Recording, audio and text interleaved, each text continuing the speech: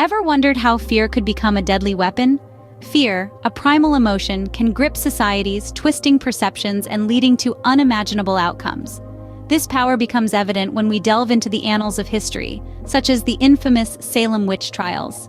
A blend of superstition, paranoia, and fear led this small colonial settlement to a lethal witch hunt. Dive into the story of the Salem Witch Trials, a chilling testament to the destructive power of fear. In the small Puritan community of Salem Village, fear was about to take center stage. The year was 1692, a time when the supernatural was not a topic of speculation, but a living, breathing reality in the minds of the villagers. The devil was as real as the soil under their feet, and witches, his loyal servants, were believed to be lurking amongst them. The Salem Witch Trials didn't just materialize out of thin air. The seeds of this paranoia were meticulously sown over time, nurtured by a potent mix of fear, superstition, and personal vendettas. Living in a harsh, unforgiving landscape, the villagers were constantly under the threat of Native American attacks, disease, and famine. These external pressures created a simmering pot of stress and anxiety that found an outlet in the most destructive of ways. The initial circumstances leading to the witch hunt are as bizarre as they are tragic. It all began when a group of girls, including the daughter and niece of the village's minister, Reverend Samuel Parris, started displaying strange and unexplainable symptoms.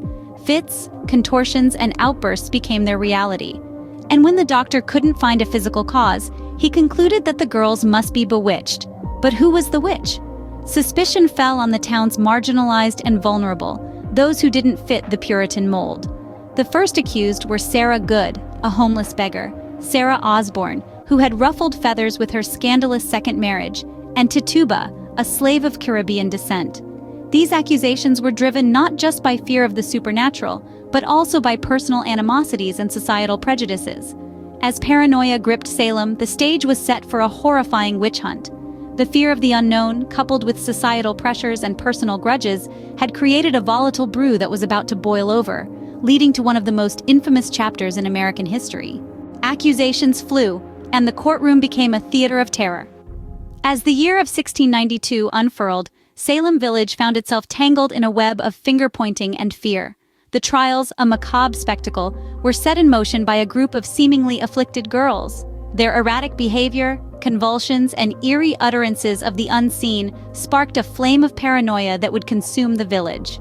At the epicenter of these proceedings was the figure of Judge William Stoughton, an unwavering believer in the presence of witches among the villagers. His stern demeanor and relentless pursuit of the accused intensified the climate of fear.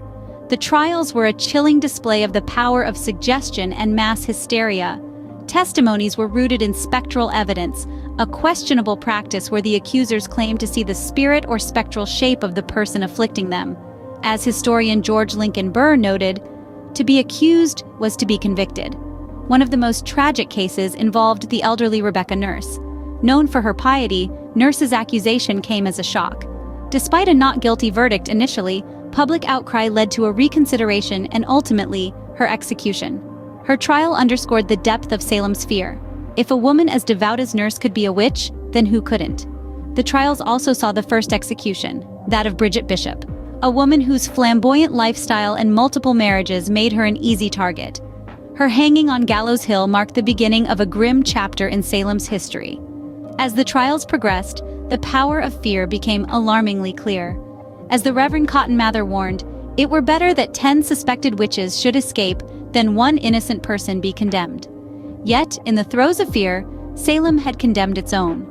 The trials had become a twisted manifestation of collective paranoia, setting a stage where the innocent were damned, and the guilty were merely those who had fallen prey to a town's fear.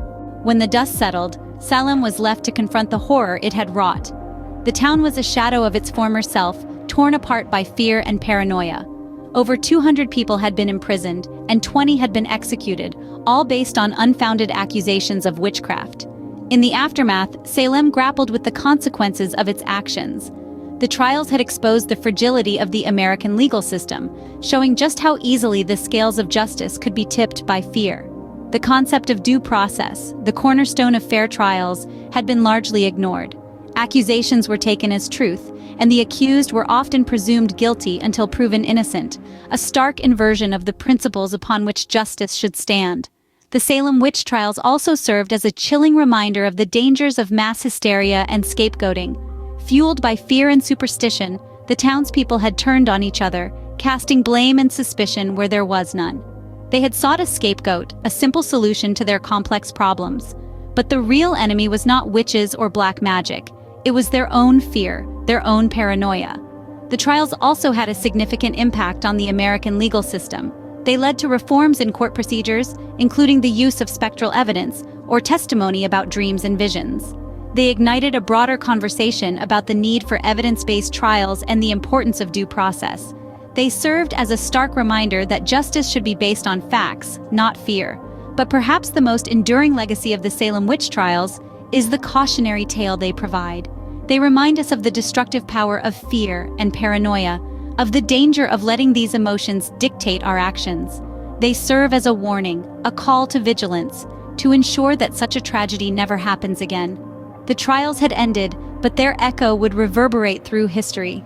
They serve as a stark reminder, a testament to the destructive power of fear, and a call to vigilance to ensure that such a tragedy never happens again. The Salem Witch Trials may be centuries old, but their lessons still resonate today.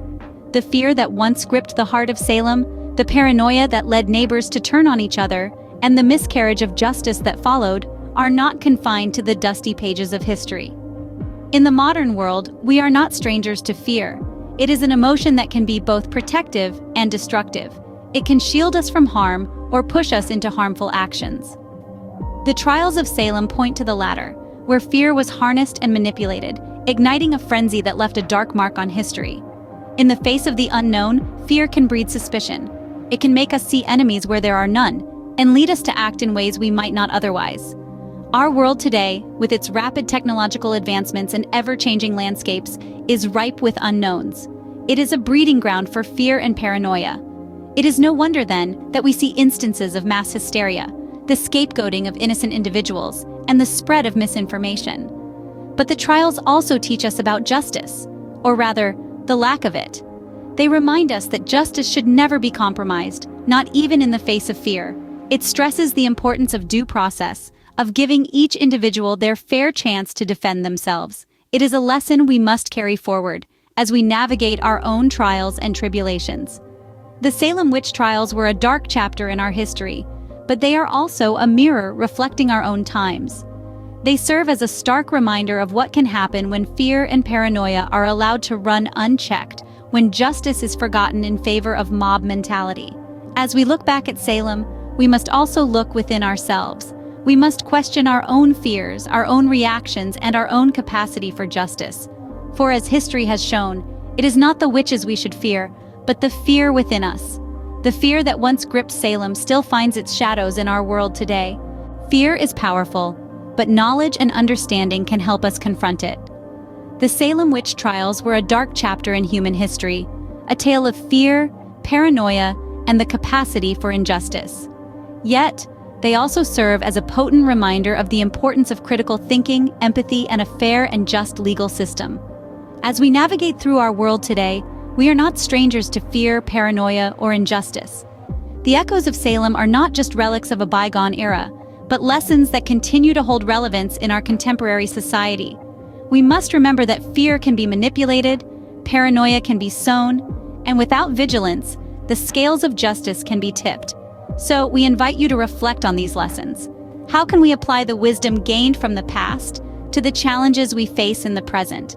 How can we ensure that fear does not blind us to reason or compassion? Share your thoughts, engage in a dialogue, share this video with others so they too can learn from the past. And if you haven't already, subscribe to our channel for more engaging historical content. History isn't just a series of dates and facts, but a rich tapestry of human experiences, lessons, and stories waiting to be explored. The Salem Witch Trials remind us of the power of fear, but also of the power of critical thinking and empathy. What will you choose?